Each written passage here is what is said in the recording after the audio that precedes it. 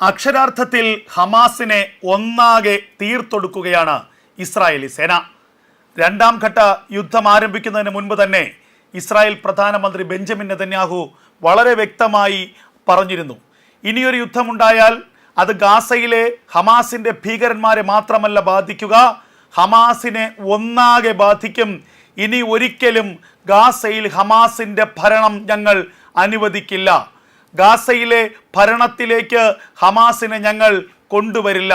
ഇനി ഞങ്ങളുടെ ആക്രമണം കേവലം ഗാസയിലുള്ള ഹമാസിൻ്റെ ഭീകരന്മാരുമായി മാത്രമായിരിക്കില്ല, ലോകത്തെവിടെയും ഒളിച്ചിരിക്കുന്ന ഹമാസിൻ്റെ നേതൃത്വത്തിന് നേരെയായിരിക്കും ഞങ്ങളുടെ ആക്രമണമെന്ന് ബെഞ്ചമിൻ നെതന്യാഹു പറഞ്ഞിരുന്നു. ഇതേ ഡയലോഗ് തന്നെയാണ് ഡൊണാൾഡ് ട്രംപും വ്യക്തമാക്കിയത്. ഇപ്പോൾ ഇതാ നെതന്യാഹുവും ട്രംപും പറഞ്ഞതിൻ്റെ പൊരുൾ ഹമാസിൻ്റെ നേതൃത്വത്തിന് മനസ്സിലായിരിക്കുന്നു. ഗാസയിൽ ചൊവ്വാഴ്ച ആരംഭിച്ച യുദ്ധം, ആ യുദ്ധത്തിൽ അതിരൂക്ഷമായ ആക്രമണമാണ് ഹമാസിന് നേരെ ഇസ്രായേൽ നടത്തിക്കൊണ്ടിരിക്കുന്നത്. കേവലം ഹമാസിൻ്റെ ഭീകരന്മാരെ മാത്രമല്ല ലക്ഷ്യം വയ്ക്കുന്നത്, മറിച്ച് ഗാസയിലെ ഭരണകൂടത്തെ, ഹമാസിൻ്റെ ഭരണകൂടത്തെ ഒന്നാകെ ലക്ഷ്യം വയ്ക്കുകയാണ്.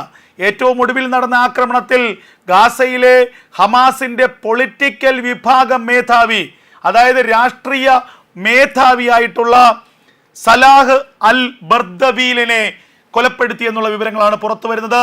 കഴിഞ്ഞ ദിവസം അർദ്ധരാത്രിക്ക് ശേഷം നടന്ന എയർ സ്ട്രൈക്കിൽ, ഖാൻ യൂനിസിന് സമീപം നടത്തിയ എയർ സ്ട്രൈക്കിലാണ് ഒളിസങ്കേതത്തിലുണ്ടായിരുന്ന ബർദവീലും അദ്ദേഹത്തിൻ്റെ ഭാര്യയും കുടുംബവും ഒന്നാകെ കൊല്ലപ്പെട്ടത് എന്ന് പാലസ്തീൻ മാധ്യമങ്ങളും ഹമാസും തന്നെ സമ്മതിക്കുന്നുണ്ട്. ഒരു കെട്ടിടത്തിൽ ഇദ്ദേഹം ഒളിവിൽ കഴിഞ്ഞുകൊണ്ട് ഹമാസിനെ നിയന്ത്രിക്കുകയായിരുന്നു, ഹമാസിന് നിർദ്ദേശങ്ങൾ നൽകുകയായിരുന്നു. ഈ കെട്ടിടത്തിൽ ബർദവീലുണ്ട് എന്ന് തിരിച്ചറിഞ്ഞ മൊസാദിൻ്റെ ചാരന്മാർ ഈ വിവരം IDF അറിയിക്കുന്നു. IDF ആകട്ടെ എയർഫോഴ്സിന് നിർദ്ദേശം നൽകിക്കൊണ്ട് ആ കെട്ടിടത്തെ ലക്ഷ്യം വെച്ചുകൊണ്ട് അതിരൂക്ഷമായ വ്യോമാക്രമണം നടത്തുന്നു. ആ വ്യോമാക്രമണത്തിൽ ബർദവീലും കുടുംബവും ഒന്നടങ്കം കൊല്ലപ്പെട്ടു. അതാണ് ഇസ്രായേൽ രണ്ടാം ഘട്ട യുദ്ധം തുടങ്ങിയതിന് ശേഷമുള്ള വ്യത്യാസം. കേവലം ഹമാസിൻ്റെ താഴെക്കിടയിലുള്ള ഭീകരന്മാരെ മാത്രമല്ല, തലച്ചോറുകളെയാണ് തീർക്കുന്നത്, നേതൃത്വത്തിനാണ് തീർക്കുന്നത്. ആരാണ് ഈ ഭീകരന്മാർക്ക് നിർദ്ദേശം നൽകുന്നത്? ആ നിർദ്ദേശം നൽകുന്ന തലച്ചോറുകളെ ലക്ഷ്യം വയ്ക്കുകയാണ്, അവരുടെ കുടുംബങ്ങളെ ലക്ഷ്യം വയ്ക്കുകയാണ്. അങ്ങനെ ഹമാസിൻ്റെ നേതൃത്വത്തെ അതിനെ ഇല്ലായ്മ ചെയ്യുകയാണ്. രണ്ടാം ഘട്ട യുദ്ധം ആരംഭിച്ചപ്പോൾ നെതന്യാഹു മറ്റൊരു പ്രധാന കാര്യം കൂടി പറഞ്ഞിരുന്നു, സൈനിക ഭരണ നേതൃത്വങ്ങളെ പൂർണ്ണമായും ഇല്ലായ്മ ചെയ്യും. ഹമാസ് എന്ന ഭീകര സംഘടനയുടെ സൈന്യത്തെ മാത്രമല്ല ഇനിയുള്ള യുദ്ധത്തിൽ തീർക്കുക അവരുടെ ഭരണ നേതൃത്വത്തെ കൂടിയാണ്. ഹമാസിൻ്റെ പോളിറ്റ് ബ്യൂറോ തലവന്മാരെ എല്ലാവരെയും തീർക്കും. അത് ഖത്തറിലിരുന്നു കൊണ്ടോ തുർക്കിയിലിരുന്നു കൊണ്ടോ എവിടെ ഇരുന്നു കൊണ്ടോ ആണ് ഹമാസിനെ നിയന്ത്രിക്കുന്നത്, അതൊരു വിഷയമല്ല. അവിടെ എത്തി മൊസാദിൻ്റെ ചാരന്മാർ തീർക്കും. അബു ഉബൈദയെ തീർത്തു കഴിഞ്ഞിരിക്കുന്നു. ഇപ്പോഴിതാ സലാഹ് അൽ ബർദവീലിനെ, അവരുടെ പൊളിറ്റിക്കൽ വിഭാഗം മേധാവിയെ, രാഷ്ട്രീയകാര്യ മേധാവിയെ തീർത്തിരിക്കുന്നു. രാഷ്ട്രീയപരമായ ഹമാസിൻ്റെ തീരുമാനങ്ങൾ എടുക്കുന്നതിലെ അവസാന വാക്കായിരുന്നു സലാഹ് അൽ ബർദവീൽ. ആ ബർദവീലിനെയാണ് ഇപ്പോൾ തീർത്തിരിക്കുന്നത്. പ്രധാനപ്പെട്ട ഹമാസിൻ്റെ തലതൊട്ടപ്പന്മാരെ ഓരോരുത്തരായി ലിസ്റ്റിട്ട് തീർക്കുകയാണ് ഇസ്രായേൽ. ഇതാണ് ഇസ്രായേലിൻ്റെ കൃത്യത, സൂക്ഷ്മത. പലതവണ ഹമാസിന് ജീവിക്കാനുള്ള അവസരം നൽകിയതാണ് ഇസ്രായേൽ. എന്നാൽ ആ ഇസ്രായേൽ നിർദ്ദേശങ്ങളൊന്നും തന്നെ ഹമാസ് പാലിച്ചില്ല എന്നുള്ളത് ഏറ്റവും ശ്രദ്ധേയമായ കാര്യം. എന്നിട്ടും ബന്ദികളെ ഓർത്തുകൊണ്ട് ഒരാക്രമണത്തിന് ഇസ്രായേൽ പലതവണ മുതിർന്നില്ല. ഒടുവിൽ ഗത്യന്തരമില്ലാതെ ബന്ദികളെ വിട്ടയക്കില്ല എന്നുള്ള ഹമാസിൻ്റെ പിടിവാശിക്ക് മുന്നിൽ മറ്റ് പോംവഴികളില്ലാതെ രണ്ടാം ഘട്ട യുദ്ധത്തിലേക്ക് ഇറങ്ങേണ്ടി വന്നു ഇസ്രായേൽ സൈന്യത്തിന്. ആ യുദ്ധമാണിപ്പോൾ ഹമാസിൻ്റെ അന്ത്യ യുദ്ധമായി മാറിയിരിക്കുന്നത്. ഇനി വെടിനിർത്തൽ എന്നൊരു വാക്ക് ഞങ്ങളുടെ അജണ്ടയിലില്ല എന്ന് നെതന്യാഹു വ്യക്തമാക്കുന്നു. ഇനി ഹമാസിൻ്റെ സമ്പൂർണ്ണ അന്ത്യം, ഹമാസിൻ്റെ നേതാക്കന്മാരുടെ എല്ലാം അന്ത്യം കണ്ട ശേഷം മാത്രമേ ഞങ്ങൾ യുദ്ധം അവസാനിപ്പിക്കുകയുള്ളൂ. കേവലം 24 ബന്ദികളെ കയ്യിൽ വെച്ചുകൊണ്ട് വിലപേശലിന് ശ്രമിച്ച ഹമാസ് എന്ന ഭീകര സംഘടന ഇപ്പോൾ ഇതാ അതിൻ്റെ ശിക്ഷ അനുഭവിച്ചു തുടങ്ങിയിരിക്കുന്നു.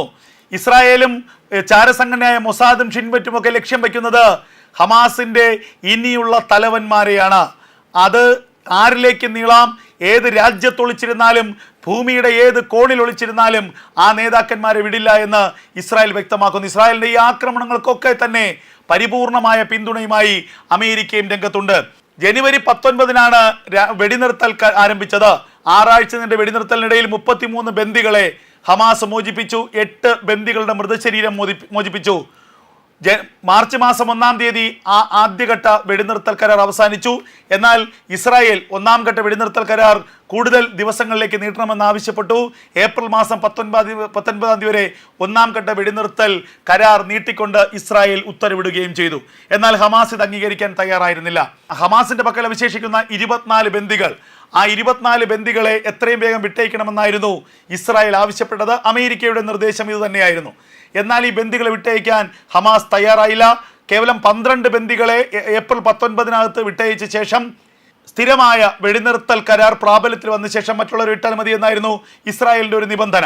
അമേരിക്ക ആകട്ടെ 10 ബന്ദികളെ ജീവനോടെ വിടാനും മറ്റുള്ള ബന്ദികളുടെ മൃതശരീരങ്ങൾ കുറേശ്ശെയായി വിട്ടയക്കാനുമുള്ള നിർദ്ദേശം ഹമാസിന് നൽകി. എന്നാൽ ഇതൊന്നും സ്വീകാര്യമല്ല എന്ന് ഹമാസ് നിരന്തരം പറഞ്ഞു. ഞങ്ങൾക്ക് ഒരു തരത്തിലുള്ള ഒത്തുതീർപ്പിനും താല്പര്യമില്ല. ഞങ്ങൾ ഇസ്രായേൽ അമേരിക്കൻ പൗരനായ എർദോഗ് അലക്സാണ്ടറെ മാത്രം മോചിപ്പിക്കും. 4 മൃതശരീരങ്ങൾ മോചിപ്പിക്കും. ബാക്കിയെല്ലാം തന്നെ വെടിനിർത്തൽ കരാർ, സ്ഥിരമായ വെടിനിർത്തൽ കരാർ പ്രാബല്യത്തിൽ വന്ന ശേഷമെന്ന പിടിവാശിയാണ് ഹമാസ് സ്വീകരിച്ചത്. ഇതോടുകൂടി യുദ്ധമല്ലാതെ മറ്റൊരു പോംവഴിയില്ല എന്ന് ഇസ്രായേലിന് മനസ്സിലാകുന്നു. ചൊവ്വാഴ്ച മുതൽ അതിരൂക്ഷമായ ആക്രമണം ഹമാസിന് നേരെ ഗാസയിലേക്ക് ഇസ്രായേൽ നടത്തുന്നു. എയർ സ്ട്രൈക്കിനൊപ്പം തന്നെ ഗാസ സ്ട്രിപ്പ് കടന്ന ഇസ്രായേലിന്റെ കരസേന ഉള്ളിലേക്ക് കടന്നു, പീരങ്കിപ്പട കടന്നു. അങ്ങനെ കണ്ണിൽ കണ്ടതിനെല്ലാം തകർത്തുകൊണ്ട് അഭയാർത്ഥി ക്യാമ്പുകളെന്നോ മാനുഷിക ഇടങ്ങളെന്നോ അല്ലെങ്കിൽ ഹമാസിന്റെ ബേസ് ക്യാമ്പുകളെന്നോ കൺട്രോൾ റൂമുകളെന്നോ ഒന്നും വേർതിരിവില്ലാതെ എല്ലാത്തിനെയും ആക്രമിച്ച് തകർക്കുന്ന ഒരു സമീപനവുമായി ഇസ്രായേൽ മുന്നോട്ട് പോവുകയാണ്. കഴിഞ്ഞ ദിവസങ്ങളിൽ നടത്തിയ ആക്രമണത്തിൽ ഹമാസിന്റെ യഥാർത്ഥ ഭരണത്തലവൻ യസാം ആദ്ദലീസിനെയും സുരക്ഷാ വിഭാഗം മേധാവി മഹമ്മൂദ് അബു വത്വയെയും ഇസ്രായേലി സേന വധിച്ചിരുന്നു. കൂടാതെ ഹമാസ് ഭരണകൂടത്തിലെ നിരവധി ഉദ്യോഗസ്ഥരെ, പ്രധാനപ്പെട്ട ഉത്തരവാദിത്തങ്ങൾ വഹിച്ചിരുന്ന നിരവധി ഉദ്യോഗസ്ഥരെ ഇസ്രായേൽ വധിച്ചു എന്നുള്ള വാർത്തകളും പുറത്തു വരുന്നു. പാലസ്തീൻ അതോറിറ്റി തന്നെയാണ് ഇത് പുറത്തുവിട്ടത്. നേരത്തെ മുൻ യുദ്ധങ്ങൾ അല്ലെങ്കിൽ യുദ്ധത്തിന്റെ ആദ്യഘട്ടത്തിൽ ഇസ്രായേൽ കൂടുതലും ലക്ഷ്യം വച്ചിരുന്നത് ഹമാസിന്റെ ഈ ഭീകരന്മാരെയായിരുന്നു. ആയുധമേന്തി ഇസ്രായേലി സേനയ്ക്ക് നേരെ യുദ്ധം നടത്തുന്ന ഭീകരന്മാരെയായിരുന്നു ലക്ഷ്യം വെച്ചത്. അല്ലാതെ ആ ഭരണകൂടത്തിന്റെ നേതൃത്വത്തെ ഒന്നും തന്നെ ഇസ്രായേൽ ആക്രമിച്ചിരുന്നില്ല.